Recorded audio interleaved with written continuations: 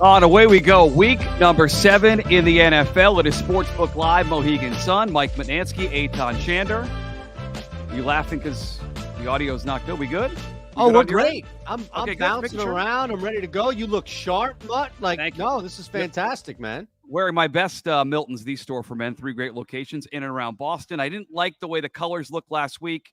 I tried to go more solid this week for our YouTube audience. Okay. Hope it looks better. Okay. Yeah, it did. And look, I was actually prepared in the event that you made another fashion faux pas or that something came across and it was just too fuzzy or bubbly, what have you. I was prepared to just run this the entire show so it could kind of cover for you. I got your back, man. That's fine with me. Please subscribe. Free, Mutstack.com. Odd Shopper, Mohegan Sun getting together here for week 7 of Sportsbook Live. And this is an honest show.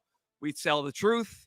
Bad week for the picks last week on the show. Terrible. Looking back at our group, we were 1-7 over 8 games. I think you had the lone winner with Pittsburgh. So congratulations to you. I want to get to actually, you had 2 wins on the week, 2-7. One of those cost me some money for a charity, which you're going to tell us about in a second. But I'll ask you, you do this every day. You're looking at this stuff every day. Like, how do you turn the page on a bad week like that? Because the group, we had a bad week. It bothered me most of the week this week. I gave out a parlay for some guy's wedding party. It lost 4 or 5 legs. So it was absolutely terrible. Not just my picks here. Jeez. Picks here were bad. Picks privately were quite frankly worse.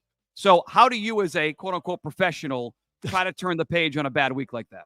Yeah, I mean, you definitely need to add quotes around that word, and I wouldn't even subscribe to that. But for me, nothing changes. It's been a weird, really, first couple of weeks overall, and this is still, week 7 now. So the first 6 weeks of a 17-game schedule where we've seen dogs cover, right, at an immense clip. So I think what's happened, at least the past week, when you see, 3 dogs that covered, of course, one of them was Cleveland, where you had it coming here bragging at -6. It didn't even matter. Just goes to show you that there's always buyback and at +8.5 or 9, wherever it was. That aside, though, Mutt, I think the biggest thing is you don't change course. And the reality is a lot of people are going to change course. And what I mean is if you were betting favorites the first 4 or 5 weeks of the season, then you got beat more often and you caught wind of how dogs were doing. And you probably laid heavy on underdogs, maybe even some unders, right, this past week. And you got burned because dogs just didn't cover, barely won, if anything. So what's the natural thing to do is to go right back to where you were and start betting the favorites again and start, screw that. That's not for me. So you don't change course. There's no reason to change course. I think you just stick with what you've done. Yeah, that's what I'm going to try to do this week. I mean, 9 road favorites win in the NFL. If 9 road favorites win in the NFL in a week, I'm not going to win. Like if I'm betting horses for the day and 9 favorites come in, I'm not going to win. So that's what I'm looking at it as. I would never have bet a lot of those picks last week, so I'm okay with it. And by the way, you mentioned huge day for the public. They lost the first 5 weeks. They win week 6, a huge public week. I saw Dave Mason, a BetOnline.ag, said it was the biggest day the public ever had on their sportsbook. That's how much the favorites, the public, were good. So if you bet chalk, you bet favorites, you did well last week.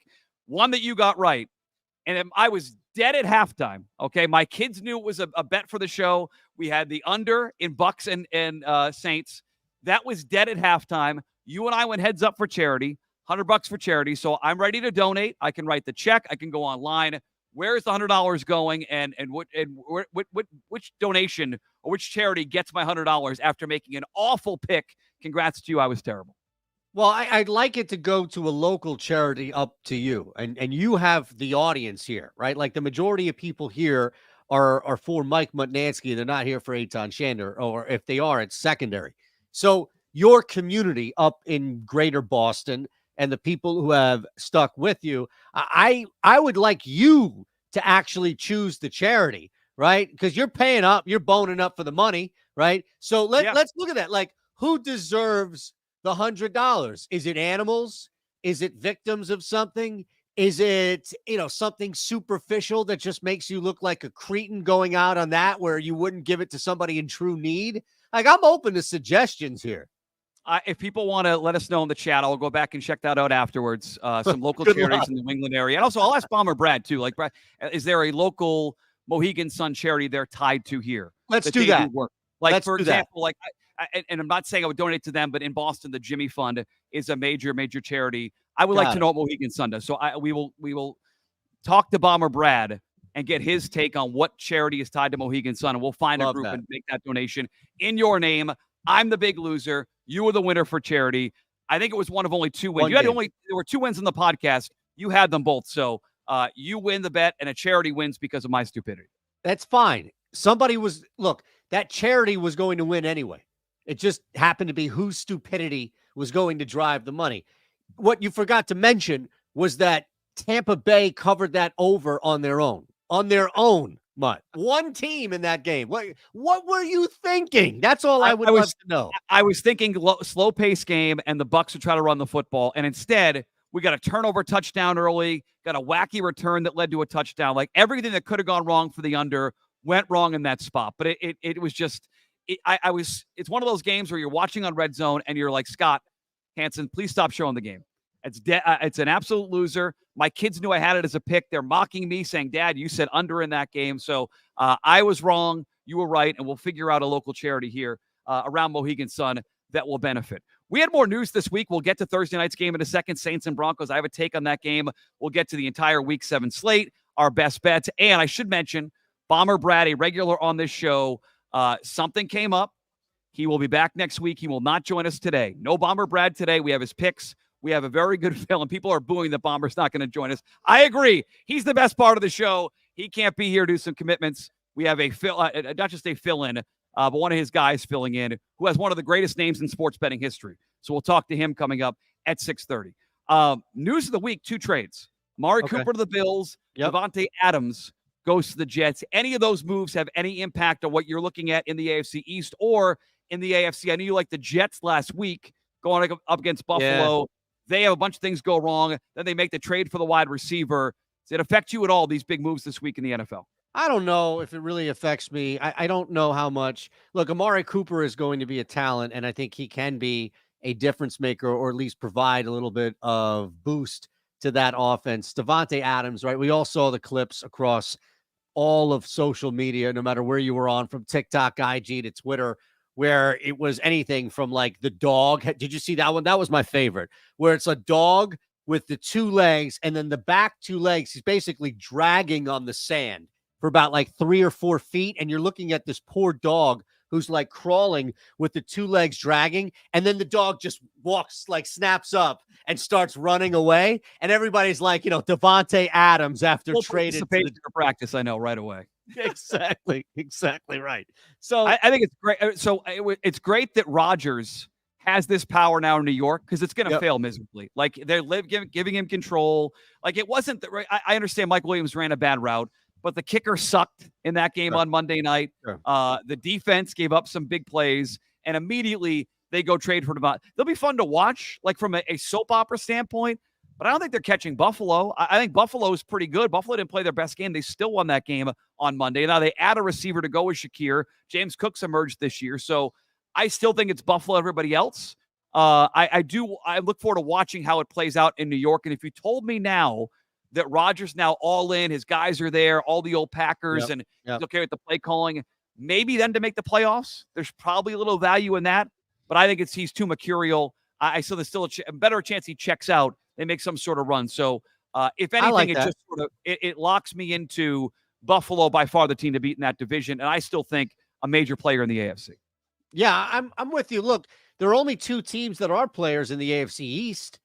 So you get into the division, right? Like, you get in winning the division. You may, depending on how things shake out, knowing that you should beat up on New England and Miami, that you could get 1.5 wins in that series, depending on where you are respectively for Buffalo and New York so far. So I think that there is an easier pathway than if you were in some AFC North dogfight and you're struggling to stay healthy to get out of a situation like that. Maybe the other story this week was, speaking of the Monday night game, the officiating has been awful. And I get that referees are bad and we're always going to complain, but this year more than ever, it's having an impact on these games. And I do think that at some point we're going to have, like, and this is a prediction for the future, it didn't happen this week necessarily, we're going to have some sort of sports betting thing here where sports bettors are going to go nuts because some bad call. They're going to get online. They're going to beg for a refund. And these sports books, somebody's going to give them a refund because now they're in this business if it's good for PR. But what you saw Monday night with the procedural stuff, and you got the Monday night crews rolling their eyes. Belichick's trying to tiptoe around ripping the officials because he's going to go back and coach a team. Maybe the Raiders, based on the news we saw this week. But I just think that more than ever, we're seeing the NFL officials over officiate games, and it's affecting like my viewing experience. I don't know if you have the same thought on what you've seen so far. I'm overrating the bad officiating so far in the NFL. I don't know if you're overrating it. I'm sorry. I don't know if you're overrating it. I think the reality is if you are bit by bets, because that's what we're talking about here first and foremost, it's easier to look at that and say, oh, yeah, screw this. I got crushed by the refs and the refs this, the refs that. But I think for people, and you don't even need to bet in heavy volume, but I think that for people who have bet NFL and college football year in and year out, it's hard for me to think that variance doesn't play a role when it comes to bad officiating. Like you would have to have one awful streak of variance to be on the wrong side of like every major missed call, right? You go back, Packers missed, you know what I mean? Like, what was that Packers Seahawks game, where it was the replacement refs? I think it was Green Bay, on Seattle. Monday night game, ironically, yes. There you go. Yeah. There you go. So Kansas City, there's probably 5 or 6 games over the last 4 years that pop to mind. And that's Eagles Super Bowl. Right? And you're seeing it already this year. Like you're already seeing people think that the refs are in the bag for Kansas City. With their 5 start. So they're a big part of this too. Absolutely. Absolutely. And I think that's where people get caught up in it. But for me, I've been on the right side of bad calls. I've been on the wrong side of bad calls. That's why the whole thing about like, oh, this is fixed. This is fixed. Who cares? There's going to be a winner, right? It's not like this is the old school lotto racket back in the 20s where like, oh, that number didn't pop up and everybody loses. No, I mean, you are going to be on a winning side. That's where I think that there's some value in knowing that you're not going to be on the opposite side of there are times where it feels like you never are. I'm just saying I get your pain. These officials suck, and it feels like they are affecting me more than ever. So maybe it's the offer last week on this show. Maybe it's the terrible bets I made, but it's also I'm trying to go to your side and say variance will take over and let it not affect me. How much of the officials were a problem for you before we all bleeped the bed last week?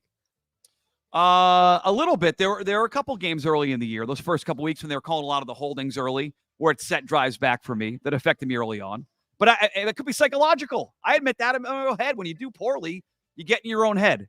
But I'll be curious if we see, because it's been a national story this week, will they back off? The NFL can turn it up and down like a heater at home. They can tell you, hey, let's back off those calls. Let's let them play a little bit. It feels over officiated so far, and I'll be curious this week if it turns back the other way. Starting tonight in New Orleans, Thursday Night Football. There are people here in the FanDuel Sportsbook to watch Yankees and Guardians, 2-1 Guardians right now, early on in that game. They will stick around to watch 2 rookie quarterbacks and Bo Nix and Spencer Rattler. Do you have the FanDuel lines we can pull up and talk about this Thursday night game? I have a lean here in the game. We've got an early Thursday night lean. I have a lean depending on where we are with the number right now. This total has moved around, and then I'm perfectly fine with this. I want the under tonight in the Broncos and the Saints for a couple different reasons. First of all, rookie quarterbacks tonight on Thursday Night Football on a short week. 2 defensive teams. They're both in the top half of the NFL. At least the Saints were before last week. They were number 8 DVOA defensively before they got lit up by the Bucs. I'm hoping that was sort of an outlier on a short week. They can bounce back defensively. 2 good defensive teams, 2 bad offensive teams. The Saints with Rattler last week, you saw they're going to be up and down here. And then the Thursday night trends, going back to like 2010 with totals under 40, it comes in about 70%. And like, I just can't imagine these 2 teams, even in the Dome tonight, Eitan, in some sort of shootout. We get screwed here. I get screwed again. I get it. I get it. 6, some turnovers, but at least on paper, when I try to play unders, I'm looking for mediocre offenses, good defenses, and quarterbacks who can't really move the football downfield. And I feel like I have that tonight. So this thing was 37.5. Then it was 37. Now we're getting 37.5 juiced up to 120. I'm fine with that. And I'll be doing all my bets tonight will be built around the under in this game, 37.5, Broncos and the Saints to kick off week 7. Yeah, so I would be careful because I just heard you say something at the end that jumped out, and it could be, it's not a red flag, but it's kind of antennas were perking up. This is my 2 favorite plays, and I gave these out on, I don't know, Monday, whenever it was on the Discord. Maybe it was Tuesday morning because I had to do a short for Odd Shopper, and those are my two top Thursday Night Football plays. So it was Alvin Kamara, 40-plus receiving yards, and that's at 140. That's long gone. That plus 140 is long gone now. I think it might even be at like plus 110 to even money. And the other play was the under, the 37.5, 37, depending on where you are. So you and I are lockstep in the end, but I think the means can be a little tricky. And why I say that is because if you look at Bo Nix, he's going to throw the football. His passing attempts should be 30.5 unless that's moved, and we can look into this. But 4 of 6 games, he's gone over 30.5 attempts. One of those that he did not was that blowout against the Raiders. The other was just, you can chalk the variance, what have you. But they are going, I think they're going to move the football within the 20s. And that's where I start to look at, all right, well, I don't want to necessarily, 18, I get it, right?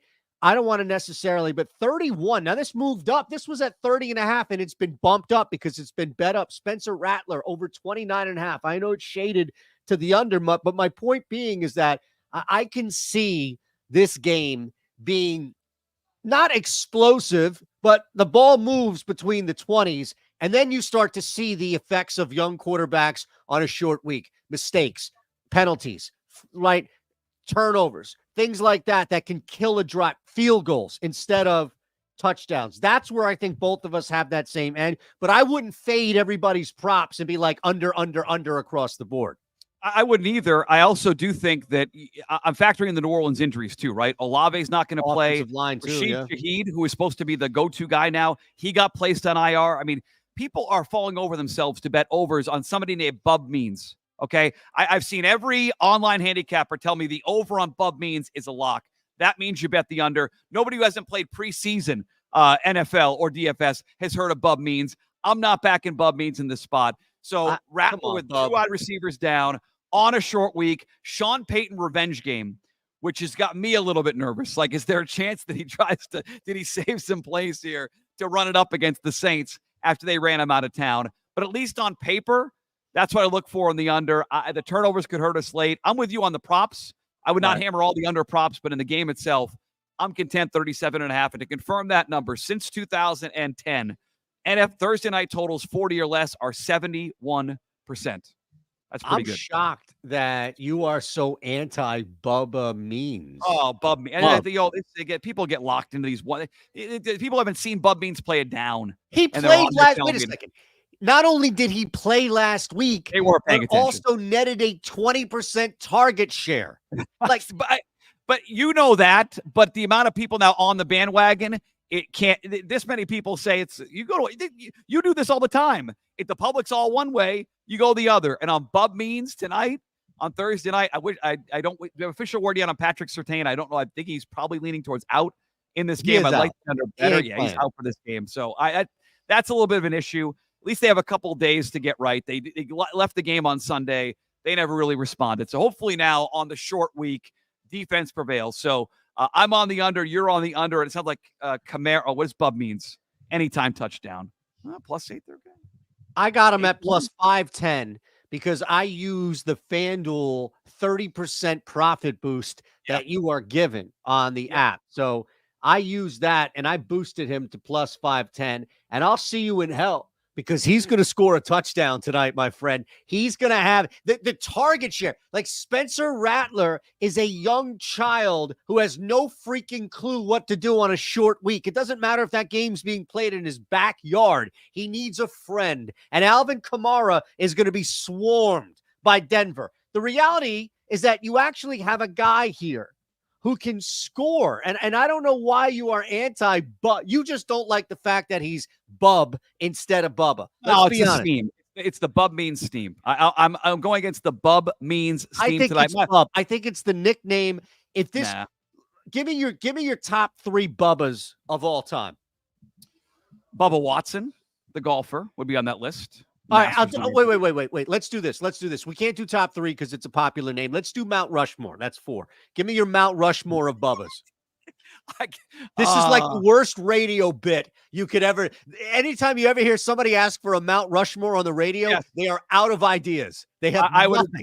We shouldn't be out of ideas yet. I'll say no, but it's the bit. It's the Bubblegum Shrimp. Yes, to the guy from Vegas who's hanging out with us here tonight.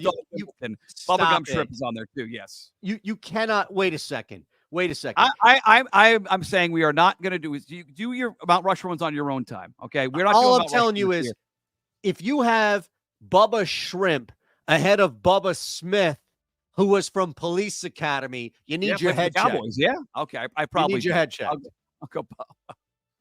The Grandpa Bubba is by far the number one Bubba. Bubba Trudell, number 1 on the Bubba list. Meanwhile, very quick break. We are here, Mohegan Sun FanDuel Sportsbook. I want to come back and walk the slate. Special guest joining us in about 15 minutes from now. It is Sportsbook Live, back in 30 seconds. Who's in for Mohegan? Obviously, everyone. We're off to the races. A moment of calm before the dark and stormy. High score, dance floor. Apps, crafts, and nightcaps. Then it's down for the thread count to start it all again tomorrow. This is how it feels when you're all in for Mohegan. Mohegan Sun. This football season, take in every epic moment on the largest HD video wall in the Northeast at the Mohegan Sun FanDuel Sportsbook. Yankee fans here looking very nervous. Yankee fans, we're nervous here in this game. Oh, you've got one Yankee fan right here. He's nervous. 2-1 Guardians. Any action here for you, Eitan, on a little Guardians and Yankees game 3? I don't. I've been pretty decent. I am embarrassed to say this because it's not a sharp or fun or it's fun, but it's not a profitable market. But I've been pretty decent. Next week I may give away my secret for betting plate appearances. Yep, it all started with Kyle Schwarber. I created and found this cheat code that you can apply with Kyle Schwarber when it comes to a plate appearance, and I've been looking to expand it, Mutt, to see if it works with other people. And, it's a little A/B testing, little variance here, but that's probably what I'll do tonight is just throw some money away betting plate appearances. What a tease by you. You're going to have a whole plate appearance method for us next week here at Mohegan Sun FanDuel. You remind me. Place to bet on sports. In Connecticut and New England, the best sports book in New England. People will be here early on Sunday morning. They're going to open up at 8:30 a.m. here on Sunday because the Patriots are in London. They're taking on the Jacksonville Jaguars, and the Patriots are at least interesting. Okay, I don't have a great feel for this game on Sunday. We talk about some of these Week 7 games, but at least with Drake May, they are interesting. Their team might be a mess. Yeah. Another player that was pulled over for some issues here. Christian Barmore, one of their best defensive players, not even on the active roster, pulled over in Providence. Jalen Polk, the rookie receiver, came out this week and said he's the best hands in the NFL. Gerard Mayo is now doing this thing where this is like the put up or shut up week. There's going to be changes. Guys going to be benched. Your guy Sirianni's talking to the crowd. Gerard Mayo's don't bring that up. Games in Europe. Drake May's playing. They're interesting. Let's start there with the Pats and Jags. Any feel for this game? Where are we with FanDuel and the odds board? I think it was 5.5 last time I checked, which tells me that no one knows what they're talking about. I guess if it got to 6, I might have to get involved with the Patriots. But at 5.5 and a total of 41.5, I have no real interest, but I have to watch the game because now Drake May makes the games interesting. So Drake May is making Patriots fun. Yes. Oh, yeah. Hell yeah. What about this is interesting? This is the worst team right now currently in the NFL in Jacksonville, in which they offer no hope. And it's another team that's vying for that title, too, in New England. The only thing that I think helps, like the fact that Jacksonville, why? Because they stayed there? Because they didn't have to go home? And now New England. Yeah. Is that it? I think so. I think that the Patriots have, at least Jacksonville, there's a cachet there, right? People thought they were going to be good. The Patriots, no one thought were going to be good, and they have lived up to that billing, right? You look at Tankathon, that website that tracks draft picks. Right now, they're projected the number 1 pick in the entire NFL draft. So I can see why they're an underdog. 5.5 feels, I don't know if it feels right or not, but I have no feel for how they're going to show up. They're a mess right now. Their offensive line, this will be their 6th or 7th week with 7 different starting offensive linemen. They have more guys banged up this week. Drake May went down with an injury and may not have an MRI yesterday. Right. So it's exciting to watch play. They're now must watch because you might have your future franchise quarterback playing every single down, but I'm not betting on this game in this spot. No shot. Well, I got a prop I'll pick, but not the game itself. Jeez. I mean, the only way 49, 42, 35.5. I mean, the only way you could possibly play this game. Would you be interested in this? I mean, this is probably the only No, way no, that you no. could play this football game. No, because there's a Jacksonville quit factor. If everyone thinks Doug Peterson's going to get fired and they bail on that game, maybe they don't care about 14.5 on an alt spread. I mean, that's what I mean. There's the motivations on both sides here. The 42.5, the key number. I can't do it. So no lean for you and Pats and Jags early on Sunday in London. I'm just looking and seeing what this is.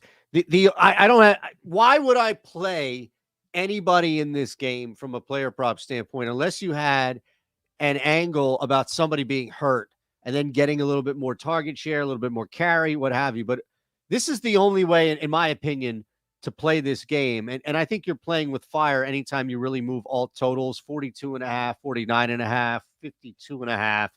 Those are some numbers that I'm interested in. So, yeah. Are you going to lay 125 for this? Now, No, look, 14 is a big number. And I don't mean big like large spread. I mean, it hits the fourth most time as far as any key number, right? 3, 7, 6, and then 14. It hits more than 10. So I do think that there's some value in giving any team 2 touchdowns, knowing that, of course, it's just a bigger number than 10 and anything below. I don't know, though, man. Pat's defense might stink too. I'm not interested in that. That's why I was curious what you thought. I think they're exciting to watch now. If you're a Patriots fan, you get to watch Drake May. But as far as the betting the game, I got a player prop. I'll give you an angle on best bets at the end of the show. But I can't bet the side. How about your Eagles? I was talking to somebody today. I feel like it's a very good Week 7 like slate from a game standpoint. There weren't like many gimmies out there. Like I want to run and bet. Am I wrong in thinking your Eagles laying 3 points at the Giants might be one of them? Like banged up offensive line. Andrew Thomas is out. Daniel Jones has not been good at home. Like I didn't pick them, but I'll be honest, they were pretty close to being on my card this week. Eagles laying 3 on the road at the Giants. But you're the Eagles whisperer. You talk Sirianni all the time in this Jalen Hurts offense. What do you think on Sunday against the Giants? I got nothing to say to Nick Sirianni except see you later. The fact that, I mean, look, you shouldn't be laying this anywhere. I don't care where this is, if it's some bookie in the back. That's just the nature of volume now and the expectation, which is Saquon Barkley. I don't have a problem. I'll lay the 3 here. I think Philadelphia, you saw that last week. They are just not as crisp as people expect them to be with Kellen Moore's offense or lack thereof as far as system and Nick Sirianni constantly hovering over and looming. But they have a great history against the Giants recently, and the Giants are just flailing right now. They're not a good football team. Malik Neighbors is an interesting proposition here. I wouldn't mind looking at something like this. I do think the secondary for the Eagles, outside of the young kids, right, in DeJean and Mitchell, you do have some areas that you can attack them. The Eagles are just by far the better team, and they can put so much pressure on Daniel Jones. I find it hard, much like we saw with Cleveland, to find how the Giants can get to 21, 23 type points. They can get to 9. They can get to 16. They can get to something like that. I think Neighbors is probably the way I would go here. This isn't bad. This is something I'd be interested in. If you don't want to play with fire by any means, then, what you could do here is drop this. That's 286. That's not a terrible number. And they're going to pepper Malik Neighbors. Like that's the one thing with that Giant offense. Like forget that running back. Like I assume he's going to be healthy. He practiced. Brian Daboll knows that this season goes through him. They're already comparing to Jamar Chase. So I'm with you. If I'm going to play anything in that game, I would look at the Malik Neighbors stuff. I'm going to assume if he's playing him as a rookie in this spot, he is healthy, divisional game, he'll be active. I'm certainly going to look at that as we approach towards Sunday and see where some of the other stuff lays for Malik Neighbors. How about is the biggest game of the weekend San Fran and Kansas City? Super Bowl rematch. And this is the one where, like, I'm torn. Like, I don't think I can bet this game where it is right now. I think San Fran is probably better, but I can't bet against Mahomes. Like, that sounds so square and so stupid. But as an underdog, this guy's like 12-4 the last 16 games. He does with Juju Smith-Schuster, with Kareem Hunt. It does not matter. He's the best quarterback on the planet. I say this all knowing that if things go poorly in the 1 o'clock games, I could see myself saying, how does San Fran lose at home by less than a touchdown? Like, they're going to win this game. But at least going into it, I can't bet against Mahomes. I'm curious what you think. This is a great game on Sunday afternoon. Yeah, I agree. I think for me, from a betting standpoint, there's no value in 1.5, anything under 3, really. So just take Kansas City on the money line if you so choose. But there's also, at some point, San Francisco is going to look better. And I think they come off the bye, right? There was an obvious look-ahead loss with that Thursday night where it was like, okay, going into that Thursday night game, the Sunday before that, right? The turnaround on the short week. The Cardinals lost a great bounce back against Seattle, but now like the 10-day break off Thursday night football. Yes. Yeah. I think there are some interesting numbers here overall. And look, you mentioned Kansas City. How about this? 13-3 straight up, 15-1 ATS, last 16 as road dogs, including 11 straight. 11 That's straight. Brady-like. That's Brady-like. It is. Mahomes, 14-1 ATS when taking points. Now, look, he's taking 1.5. So when you say when taking points, that could be anything from 1 to 15.5, although I doubt that's been the case. It's just these trends, they add up. And now you start to look at, all right, well, what about Kyle Shanahan, right? Because every trend has an opposite, and every trend you can point to. That's why head coach and quarterbacks are going to jump out for me. But 9-2 straight up against the spread, seeking revenge against teams 500 or greater. And clearly we've seen that. The 49ers are 10-5-1 against the spread at home versus undefeated opponents. 10-5-1. That's Kyle Shanahan, including 6-1-1 when they own a 500 or greater winning percentage. Now, that could be early in the year, but that could be late in the year as well. And we're still talking about a Niners team. So if they're 2-4, that's not going to apply. But this is still, granted, I know the Arizona loss, but you mentioned it, the letdown. This is still, I think, a good Niners team minus the McCaffrey stuff. I don't know, man. I have no idea. I'm with you. I think the angle here is probably going to be the under, or maybe even the first half under. Maybe it's a team total under for Kansas City. But I'm going to stay away from the side, man. I'm going to stay away from it. Too many people that make too many important decisions have too many trends working for them, Mike Mutnansky. Andy Reid, pro. Patrick Mahomes, pro. Kyle Shanahan, pro. It's too much. Excited to watch it, not excited to bet it, is how I feel on Thursday. We're going to talk about the Lions and Vikings game with our guest coming up in a minute. One other game I did want to hit with you, unless it's one of your picks coming up. The Steelers and Jets. We already mentioned the Jets on Sunday Night Football. Steelers might go to Russ Wilson after Fields has looked so good. Any lean in the primetime game, is this the game the Jets get right off that Devontae Adams trade now that Rodgers has all his guys there? Any feel on that one? I saw, point and a half somewhere, Jets and Steelers on Sunday night. This is one of my games. Okay, got it. But got it. I'm not on a side. I'm not on a side, and I'm not on a total. I'm on something else in this game. Player prop. Let's go. Player prop. Excellent. No, not necessarily. Okay. We're going to have to find out.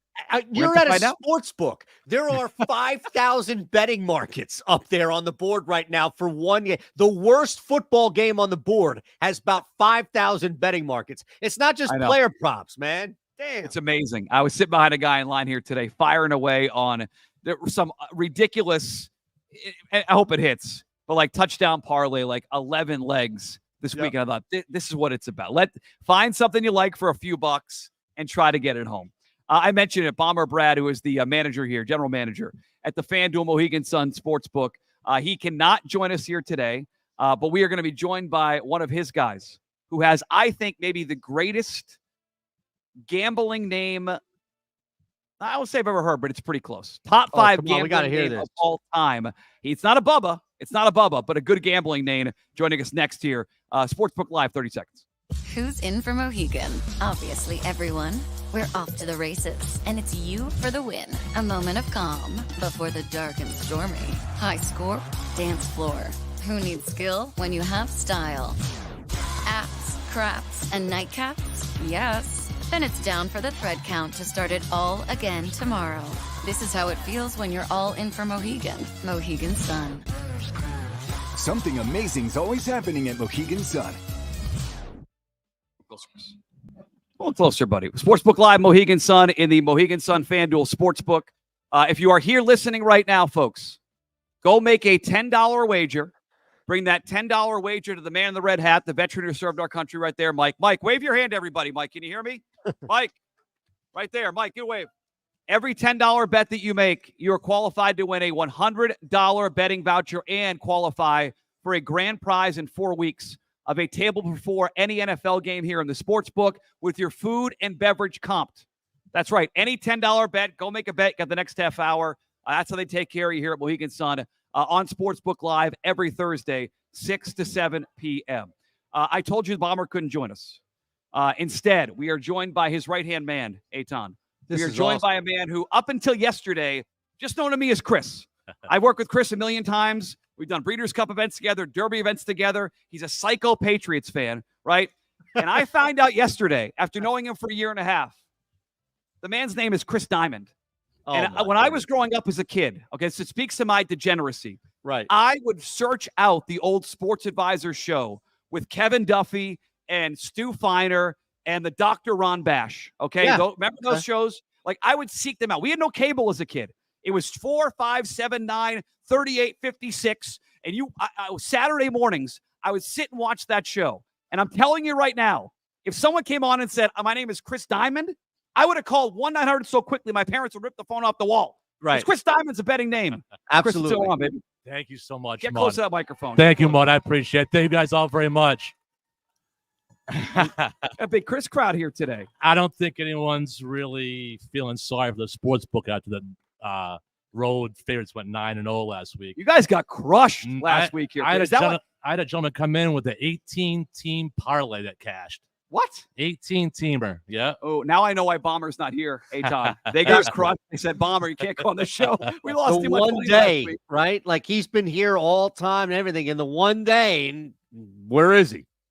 He's not here. So, Chris, I want to talk specifically about your love of the Patriots first and foremost. You're a Patriots guy. You wear a Patriots jersey all around here.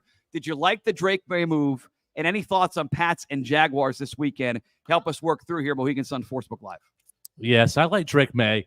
I think that Alex Van Pelt, he needs to design around what Drake does best. No more dinking and dunking.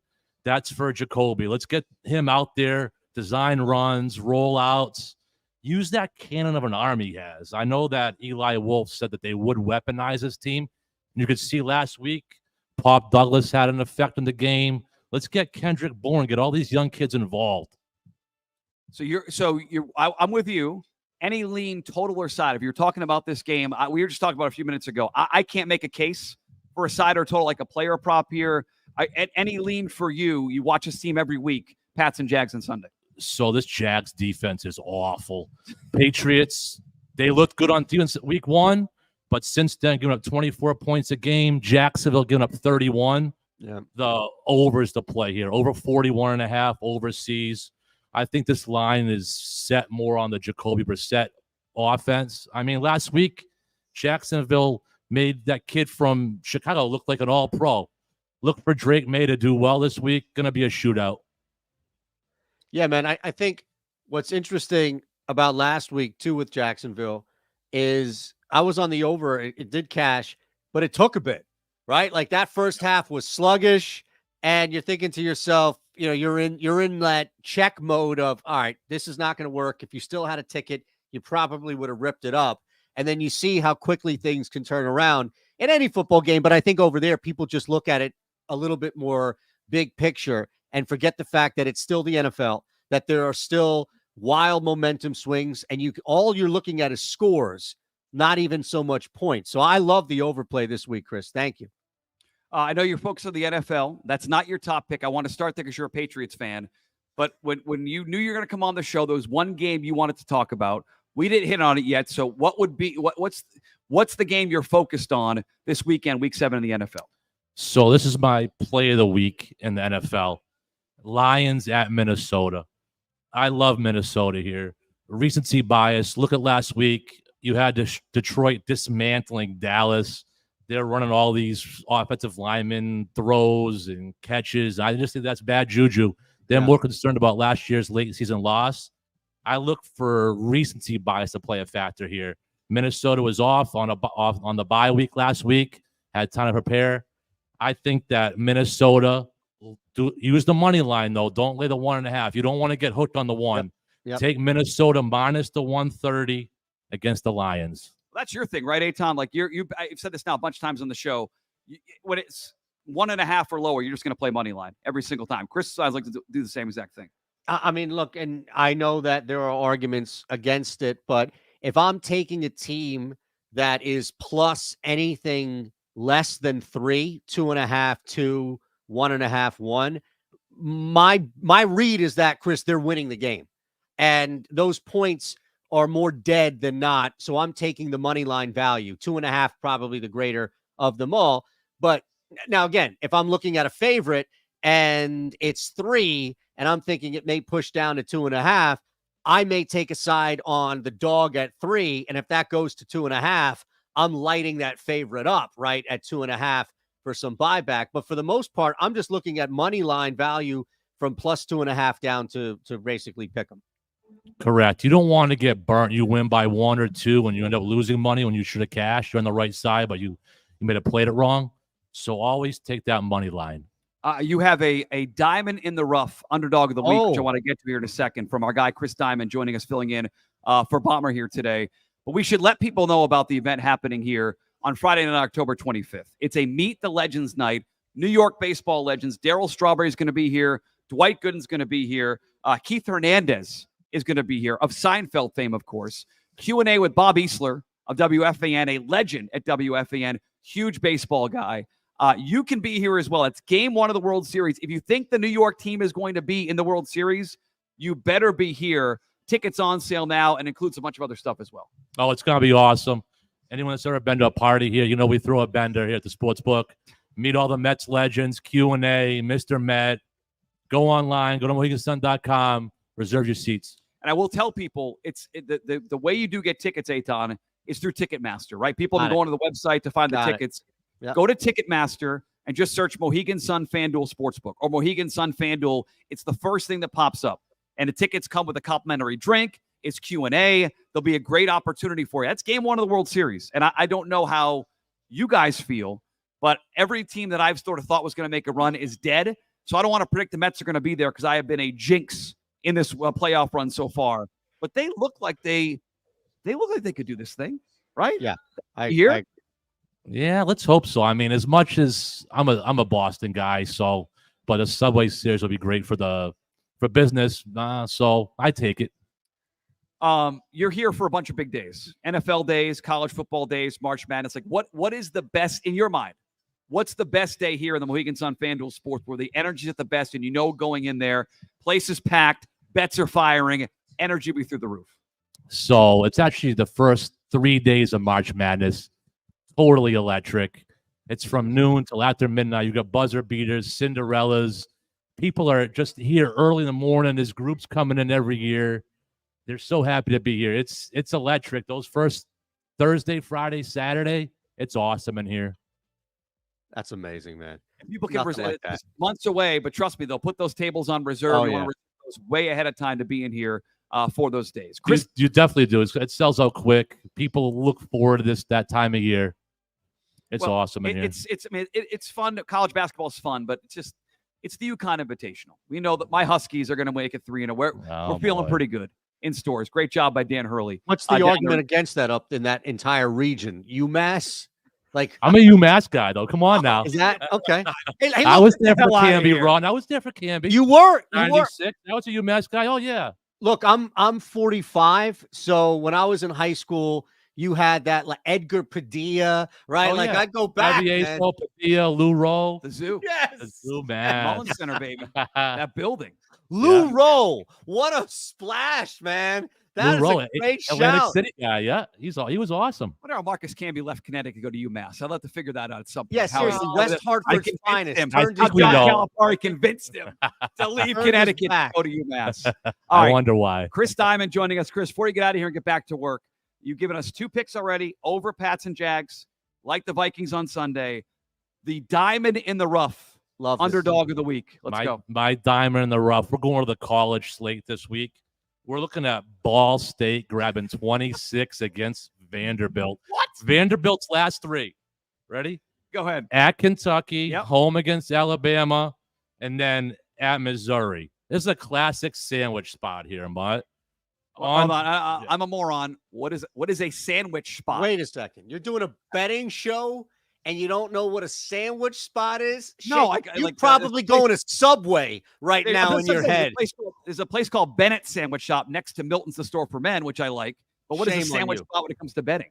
So you have a huge game before and a huge game after, and a game that's maybe a cupcake. See, I call that isn't that a letdown spot? But you got one on each end though, so it's a little different. One on each side. Right. A letdown spot is like what San Fran and Seattle both had before their Thursday night game where they lost because there was something coming up. What diamond is, can we call you that? Because I love it's fine. It's all diamond. Great That's call. fantastic. What Diamond's referring to here is something that's sandwiched in between. So you're just looking at the letdown of knowing 2 big games. It's like it's the reverse Oreo cookie, right? Where if you had in between the cookie, everybody goes to the Oreo for the cream. So if you had 2 things of cream and in the middle was the cookie, you would remove it and just throw the cookie out and eat the cream. Is that a double stuffed Oreo? You just do that. Now you're confusing me. Okay. I don't think they're gonna for Ball State. The way they will Texas. They're not Bama. getting up. They're not. No. That's a good shot. Like you have to mine. That's somebody spending hours on the board, Mutt. That's what that is. He's sick. He comes in. He comes in here. We come every Thursday, and he tells me what all the guys say on the VC. He's obsessed. That's all he does. No, I listen do. to sports betting podcasts, watch sports betting on TV, and he's got the name, the Diamond, Chris Diamond. Good stuff, buddy. Thank you guys all. Way to work, much. kid. I appreciate you guys having me on here. Fantastic stuff. Thank you all so much. Diamond of the rough, Ball State plus. A final, very quick break. We'll come back, give some best bets for Week 7 NFL. Don't go anywhere. Who's in for Mohegan? Obviously, everyone. We're off to the races, and it's you for the win. A moment of calm before the dark and stormy. High score, dance floor. Who needs skill when you have style? Apps, craps, and nightcaps? Yes. Then it's down for the thread count to start it all again tomorrow. This is how it feels when you're all in for Mohegan. Mohegan Sun. Something amazing's always happening at Mohegan Sun. Some great Dr. Ron Bash talk going on here at Mohegan Sun's FanDuel Sportsbook. That was a great Amazing. show. And I didn't know what betting was really, but the energy, I thought I was watching experts. And I guess I was, because they were experts at getting you to call in and spend your money for their picks. But those shows were revolutionary. And Chris Diamond would have been a star on those shows with that name. Absolutely. You can't not get at least a couple of calls on a 900 number. Now, you can't go, and the old racket was that you would talk super slow. This is because you would have to pay by the minute, right? Like, do you remember that? I was scared shitless of my parents growing up. I never called those numbers. I didn't call the same as porn, though. Like, whatever line you called, it could be betting, it could be porn, it could be anything you weren't supposed to call as a kid, Mutt, and they were all charged by the minute, right? So the porn stuff, like the betting stuff, would just take its time to get through the first minute, and you would be upselled all this stuff, or it would be like, welcome to the premium betting package, and it would just say, we got the winners each and every week. Saturday mornings, like 6 a.m. before cartoons, I'd be flipping around trying to find those guys. Did an unbelievable job. And you're sick. Legend. As a 13-year-old kid, that's what you're watching? I was probably younger than that. It was probably like early 90s. So what 10, happened 11, to Cinemax? What's wrong with you? Didn't have it. Didn't have cable. Again, different story. Parents wouldn't get cable. They have cable to us in high school. Grew up in the rural part of it's again, different show. Nothing wrong with that. Psychiatrist probably not better to talk about than this show. But we had cable growing up. Thank you, Diamond, for joining us. We did not do well when it came to best bets last week here, folks. Mohegan Sun FanDuel Sportsbook. I do have Bombers picks. I'll get them out here at the end. But, I mean, you're the only one who had winners last week, so I guess I'll let you go first. We have some time to pick through ideas here for Week 7 in the NFL. I've strategically set this up so that you can go first. All right. You want me to go first here? What, do you not have the picks ready? Is that no, what this time was, I a do. filibuster? This time I do. Can we pull up the FanDuel odds so I know what I'm getting? Because I get right stuff in the afternoon. Sometimes these lines can move. I'm gonna fade the idea that all these favorites won last week and all the chalk won. I'm gonna go with a bet that I don't think a lot of people are gonna make this week. I want Seattle +3 at Atlanta. At least that was the pick early. That was the odds earlier in the day. Seahawks getting 3. I have not seen the status on Tariq Woolen. I'd like this a lot better, if we're being honest, if Tariq Woolen plays. PFF's graded him out as one of the best cornerbacks in the NFL so far this year. He didn't practice yesterday. We'll see what the report says here in a couple of minutes from Seattle. There's only one team in the NFL averaging less than a sack a game, and that's the Atlanta Falcons. They don't get to the quarterback. They are 27th, Todd, in pass rush win rate this year. They don't get pressure, and now Geno Smith, after facing a ridiculous San Fran front on Thursday night short week, extra week here, 10 days against the bad defense. I was looking at these matchups. I think Geno's going to have a big game. I think DK Metcalf is set up for a big game in this spot. The Atlanta Falcons are 26th in defending number 1 opposing wide receivers, according to DVOA stats. They don't get to the quarterback. Geno Smith has had a very good start to the year. His weapons are healthy. Kenneth Walker is healthy. I think these teams are pretty similar, so I think the 3 points is plenty. If Tariq Woolen plays, I like it more. My first pick here against the spread, give me the Seahawks +3 at Atlanta Sunday. I'll take the road dog hopefully they bounce back here in week 7 in the NFL. Yeah, no problem there whatsoever. I don't have any pushback. I'll jump on over to mine at the moment and just making sure that we're still good. Look, and I have the graphic. Don't worry. I know people are eagerly anticipating that. I do, but I don't. We put a lot of effort. Our social team is just, it's amazing. The amount of expense in that graphic is insane. They've invoiced us too. So I just hope you're ready to look at the bill. I was not prepared for. I'll pass that to Bomber. Yes, Bomber. Okay. I mean, that log to him. It was pretty big, right? What are you looking for here? You're a professional. What game are we looking for? Well, I was filibustering. Sorry. I'm looking at the first half. Look, this is a reverse backup situation here. For some reason, this team that's led by a competent Super Bowl winning coach, this team is dumb enough to go from Justin Fields to Russell Wilson. Makes no sense. It makes zero sense. And look, if George Pickens is the only person that's pushing this, great. Even more so to my point here. Normally, we talked about Andy Dalton. We talked about when head coaches get fired. When things are bad and somebody comes in, either out of necessity or to, quote, just save some sense of faith or face, pardon me, maybe it is faith, then you play that. You play the backup quarterback the next week most of the time, unless it's like a rookie, what have you.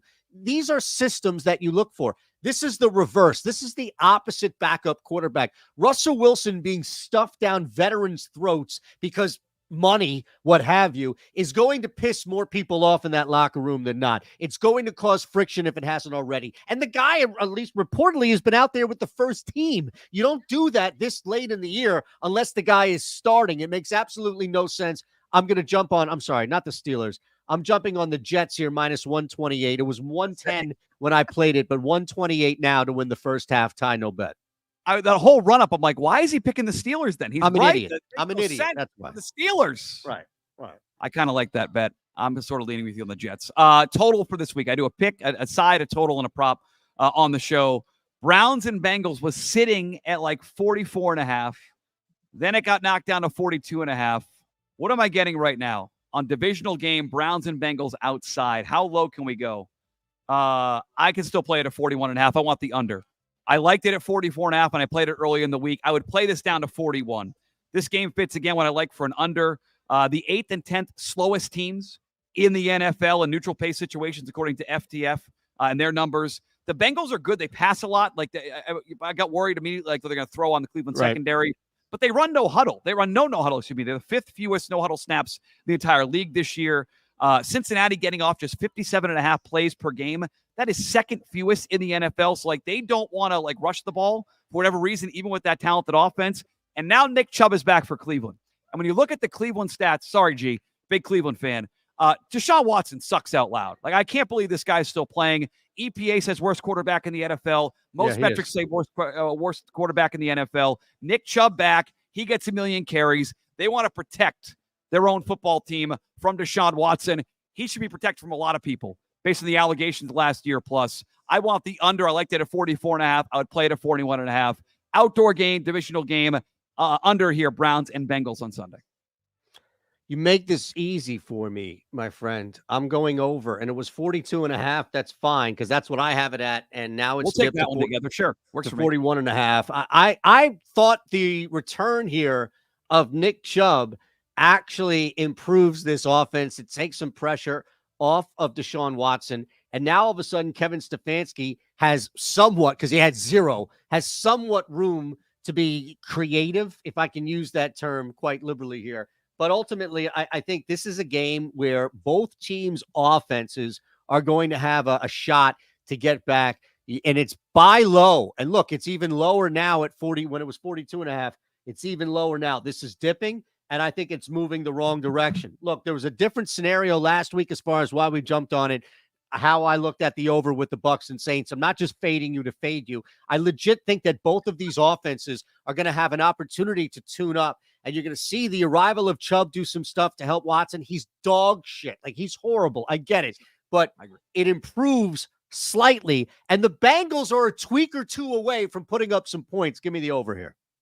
All right, so player prop. I mentioned the Pats and Jaguars game. I don't know. This is pretty low. We got a Will Levis one like this last week, which worked out. Maybe I'm just being recency bias and going back to something that worked last week. But Trevor Lawrence is fine physically. Like, they took him out of the game last week as they're getting their asses kicked. Travis Etienne could miss this game. That would mean a more one or two more rushing attempts potentially for Trevor Lawrence in this spot. He cleared this number 12 times last year. 12 times last year, twice this year, including last week, 4 for 17 before he got pulled out of the game. And in the just dumb stat of the year on this show, Trevor Lawrence has played 3 games in London. He is averaging 30 yards rushing per game in London games. Give me the over 10.5 against a depleted Patriots defense that might be dealing with some off-the-field stuff based on all their issues. So I'll take Lawrence at 10.5. This number is going to go up, but I should probably be able to get a 10.5 throughout the course of the day today. So I want the over. Yeah, man. I'm with you on this one. I think that's a great play. Diamonds on the over, correlates, running for your life, extending drives, saying screw you to the head coach who doesn't know what he's doing. And it pains me to say that because he won me a Super Bowl. No blowback on this one. The only one I had was the total from you. I'm good to go, man. All right, so when you say Alvin Kamara 40 plus, okay, so 40, that's your prop tonight. You have 40 plus yards in the Thursday night game. So you see Bombers picks up there, those watching, of course, on YouTube or here in the sportsbook. I shouldn't say this because he said not to say it, but I'll say it. Bomber thinks he's going 4-0. And the reason why is he's like, when the public beats me, my next week, I crush it. And so he sent me 1, 2, 3, 4 picks, 3 in college. Said he can't believe Duke is at 3.5. So he's not here to say it. He asked me not to say it, but I will say it. Bomber feels like he's going to go 4-0 this week. So do with that information what you will. I know very little about college football, so I'm just going to tail Bomber this week, but he feels very confident in his plays this weekend. All right, look, I told you, and the same thing's going to happen as Diamond talked about it as well. The public, anybody who's heavy on favorites that switched over to bet dogs last week is going to get burnt and feel like they need to go right back to doing their thing because they have FOMO. Oh, man. Look, this is a long play. You think the books lose like this every single week? Chris Diamond knows exactly what's going to happen this week. All those people are going to pile right back, and he's going to just cash out. Diamond's walking around. People are coming up asking for picks. They're trying to tip him out now. Now he's become a tout. The Diamond is a tout. He's got a long shot play. He likes Ball State plus the points. He likes the Vikings. He likes the over in Jacksonville and New England. Folks, every single Thursday we do this show from the best sports book on the East Coast, Mohegan Sun Sportsbook. If you want to be here for an NFL Sunday, go on the website, Sportsbook at Mohegan Sun. Reserve your seats for NFL Sunday. Spend the day here. Do a primetime game here. They have a great event coming up with New York Legends on the 25th. Some awesome stuff coming up here. I want to thank them for hosting us every single Thursday here. Obviously, you can get Eitan's work over at the Odd Shop, where he's looking at all these games every single week. And maybe the Bomber, maybe if Diamond goes 3-0, we just push Bomber off. Maybe Diamond, maybe he's Wally Pipp, and maybe, just maybe, Diamond is Lou Gehrig. Could be. Fine with me, man. Happen. I love Bomber, but you go with the hot hand. I would agree. He may kick me off the show. He goes undefeated and I go over. He makes the picks and I sit out. the best bet segments next week. We got to get some bets away here. Thank you for watching. Subscribe on YouTube. Check out the podcast as well. We'll post all the bets on social media as well. Good luck in Week 7. Sportsbook Live, Mohegan Sun. Who's in for Mohegan? Obviously, everyone. We're off to the races, and it's you for the win. A moment of calm before the dark and stormy. High score, dance floor. Who needs skill when you have style? Apps, craps, and nightcaps? Yes. Then it's down for the thread count to start it all again tomorrow. This is how it feels when you're all in for Mohegan. Mohegan Sun. Something amazing's always happening at Mohegan Sun.